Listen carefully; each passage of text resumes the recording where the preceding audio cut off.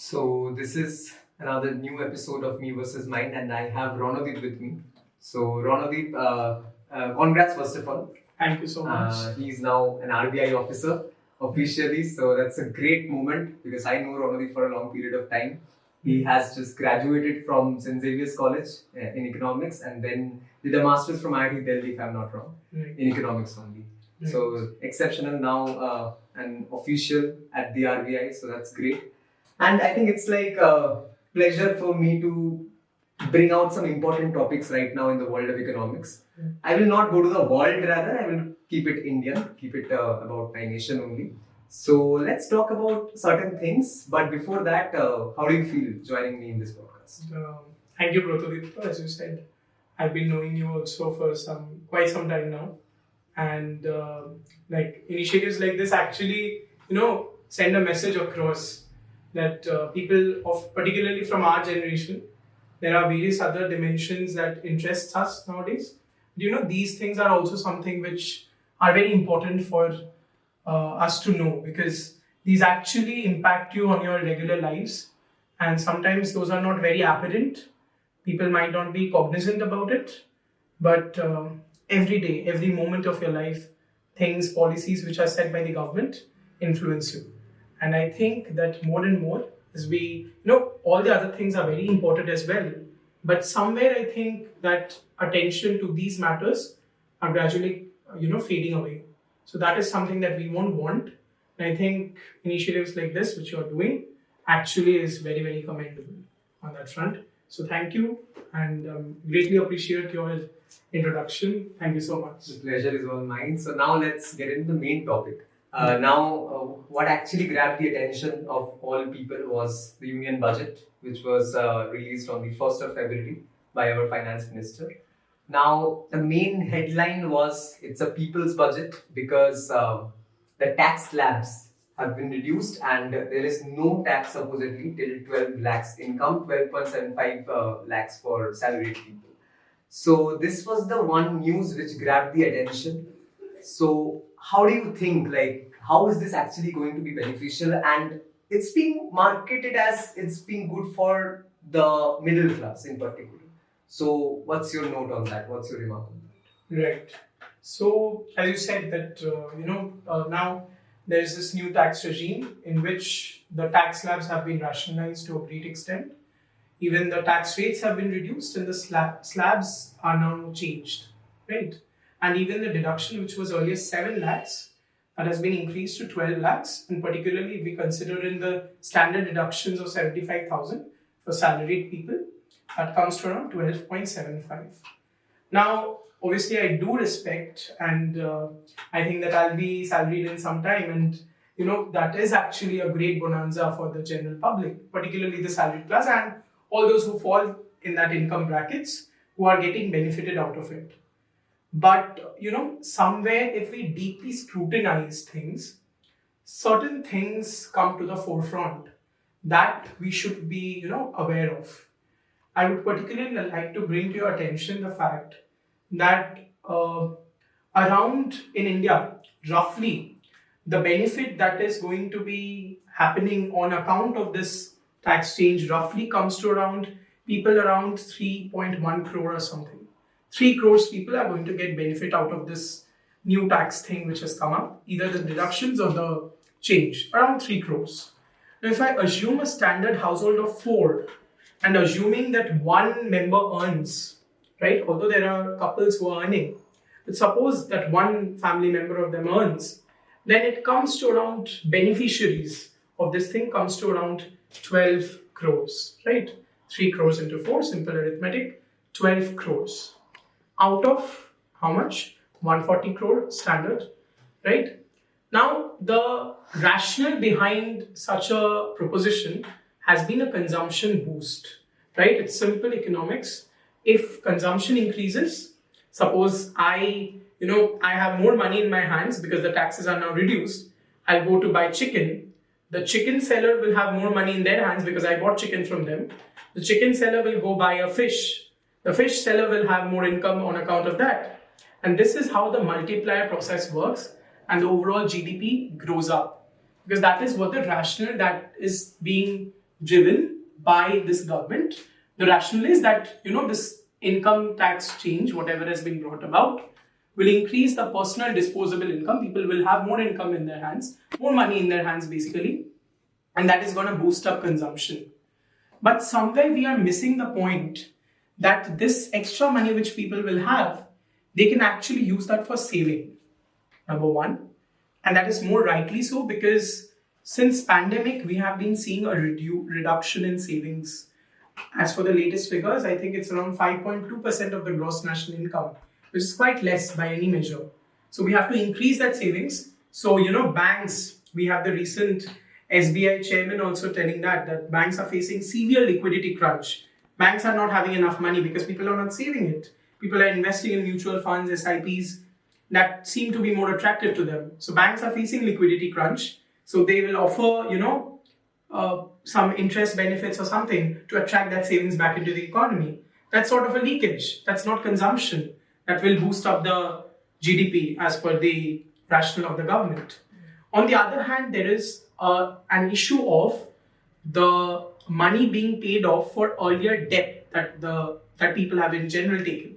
So it's a known fact that post-pandemic, people have resorted to a lot of unsecured loans, for cars, for stuff like that. Like there was pent-up demand on account of the pandemic, and people have resorted to buy a lot of things with the help of EMIs and all of that. But that they need to pay off, right? So that this money can go into that deleveraging, what we call. That means to leverage off to pay back the loans which I had earlier taken off. So those are things also that we need to be aware of. So it's not very simple when people say that when we have this more money into our hands, it will just go into consumption. So, do you think it can actually lead the general public to a debt trap at some point? I won't say that because, when people will, debt trap is again a very exaggerated word, I can say, because somewhere, there are systems that check, which will, for example, the Reserve Bank of India does a very fantastic job in order to control. There have been regulatory measures even to curb that unchecked loans. Banks have been pushing loans, credit, and Reserve Bank has taken various steps in order to control that. So I think debt trap won't be a situation, but I think that policymakers need to be aware of the fact that it's not just consumption that will boost the economy. We have to give priority to every sector. Investment is also very essential as much consumption is, and that will also require to be aware of that what the extra money that has gone into the people, that is estimated to be around 1 lakh crore, somewhere around 1 trillion rupees on account of the tax benefits that have been given. In general, people have received around 1 lakh crore money on account of the tax deductions. So whether this 1 lakh crore will be facilitated into consumption that will drive the economy, or it will go into savings, or it will be to use to repay your past debt, that is actually very contextual. That is very important for us to remember. And as for your call of the middle class thing, this might sound a bit, I don't know how to place it, but the thing is that 10% around the population, if you see the income profile, we have such income inequality in our country, the benefit is going to accrue to the 10%. Now, this is not to say that this 10% does actually contribute a lot by their taxes to the nation building process, because that's the tax through which the government uses that money to, for all the developmental schemes for the rest 90% of the population. But somewhere we need to also be cognizant of the fact that, simply labeling that as middle class won't, that somewhere maybe puts negative light on the remaining 90%. That essentially says the remaining 90% is poor. But that's not the thing, right? So we need to be aware of the fact. I'm not in any way anti the tax cut which has been done, but I think serious consideration should have been taken.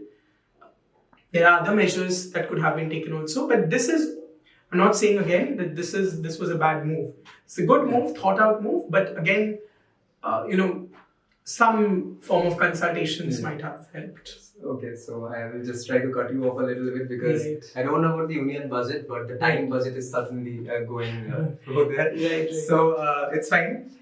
Okay, now I will come to a very important topic like the budget. Everyone has read about it to some extent. We have heard about it. Okay, but let's talk about. You were talking about, I think, the liquidity crunch and Right. bank loans. So Right. when we hear about a bank, we obviously talk about RBI. Mhm. And we know the latest news is that they have reduced the repo rate. I think.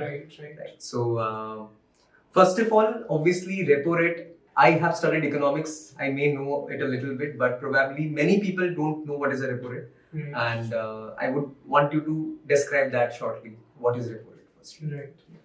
Okay, so without going much into the technicalities of that, if I have to put it very simply, repo rate is simply the interest rate which is charged by the Reserve Bank of India for the loans that it gives to the banks, the commercial banks or the banking system. As simple as that. This is the very basic. There are many intricacies involved, various nuances, but you have to place very simply, the idea is that it is the interest rate which is charged by the Reserve Bank for short-term loans, like around 15 days, fortnightly loans to the banks, and that actually determines the interest rates the banks will charge on the general public. So that is the repo rate. If I have to, I would now want you to give some detail about how will this thing the reduction in repo rate benefit the general public. Right. So see, the logic behind the Reserve Bank doing that is simple. It's to boost growth. Because when rates will reduce, then the businesses will find it profitable to invest because the loans will be now cheaper, right? Because repo rate reducing means the interest rates the banks generally will reduce. There are intricacies. There's something called monetary transmission and stuff like that, but that's different. The basic idea is that businesses will find it cheaper to now, borrow. And also the fact that you will find it somewhere, you won't want to keep it in the banks because now the interest rates are lower. So the deposit interest rate will be lower. So you'll find rather let me have it in my hands and spend it. So the rationale behind the government doing that is to spur growth, is to spur demand so that you buy stuff, so that businesses invest, employ people, and incomes increase, growth happens. That's the simple logic. For ending this episode, we must cater to our local audience, that is the West Bengal audience. We are from West Bengal, so of course it's our responsibility, I feel. Because primarily we have faced a lot of criticism that West Bengal is lagging in economic development. Like after independence, we were at the peak of development and everything. Right now, also, even after all these things, if I'm not wrong, we are the third richest state probably. Or Kolkata is the third GDP by GDP. So even after such a downfall. So firstly, primarily, I will ask you two questions, one by one. What do you think if there has been a downfall? What's the reason? And then there is another question I will ask you later. Right. So see, obviously these things are actually a bit complicated. There's no straightforward answers, but the general consensus is there are a few reasons. Number one is that after the independence, if you see one of the main industries that we had was jute. Now all the jute growing areas, they actually fell to Bangladesh. But the factories were here, the mills were here. So the jute industry actually suffered, which was one of our main comparative advantages. The second is a policy called freight equalization. By freight equalization, we simply mean that we were closer to Jharkhand or Orissa, which were much more mineral rich. So naturally, our transport costs were lower. But then the policy was taken by the central government that across the country, the transport cost will be equal. So then again, we lost on our comparative advantage. Then, unfortunately or fortunately, I don't know what should we call it, in 1978, we had a left regime in the state that actually brought about militant trade unionism. That is very well documented, and there were massive lockouts, massive strikes that actually pulled out a lot of investment from the state. And there are records of how the GDP has been, the growth shrink because there were no investments in the state because of the anti-corporate sentiment which was prevalent. There were issues of refugee crisis post the 1971 issue, Naxalite movements, all of that put together, corruption, bureaucratic delays, red tapeism, political mindsets, a lot of factors can be actually attributed to the downfall that we are seeing. But hoping so that we'll be crossing over that and benefiting. But again, as I said, it's a lot more complicated than I sound at present. There are intricacies. Exactly. We want a summary of everything only. We don't want to get into the detail. Right. Now, as you said, hope that we recover from this. And in that case, we know that in the recent Bengal Business Summit, we had a 600 crore investment by Amul for a curd factory, like the world's biggest curd factory, supposedly. So, I'm not saying just this, but apart from this also, if there are certain investments, and primarily this is a huge thing. So, do you think like these things, small drops can actually give us back the ocean we had at one point? So, see, one is the proposed investment, and the other thing is what actually happens on ground. Sometimes there are disparities between these things. There are disparities between what is proposed and what the company actually does. There are actually differences. But now the essential concern is, see, the step or whatever the initiative that Amul has taken, that is more than welcome, because these things are somewhere, they have different levels. I won't say they are particularly labor intensive that will bring about a lot of employment. curd actually requires, nowadays technologies are very much there. They are capital intensive. There are a lot of machines to replace why would corporates want man-made or human-made rather, to use when they have good machines to work on that. So I don't know what the employment outcome of such a thing can be, because ultimately for us, employment definitely is one of the main challenges that we face in West Bengal and in India as such, as a whole. So I'm definitely the scheme is very good, but I'm just a bit concerned about the employment elasticity of this. Basic idea of all these should be, aware, we should be aware of all those things. You've been too kind to call me an expert on all these. I'm as much as a learner as all of us are. But as I said, it is very much important to be aware of these things, and I think shows like this actually help us to know a lot. Right? I've been a particularly beneficiary of shows like this where such ideas are being propagated on a massive front, and I think we should be, encouraging such initiatives. I think we should have just general discussions. Yeah. It's not necessary that it has to be a show or something. Yeah. It doesn't need to be like that. Exactly. It's generally talking about things about the economy, about things which Absolutely. are happening around us. Absolutely. Yeah, and I do. thank you for your insightful information, whatever you provided. This was really very knowledgeable, and hope to talk to you again very Sure. soon. And also congratulations once more for being Thank you. officially an RBI officer. Thank you And so also much. thank you to our the team of we had Ankur and Ankur, who really contributed in making this episode a success. So that's it. That's it from this episode of Me versus Mind. Thank you. Thank you.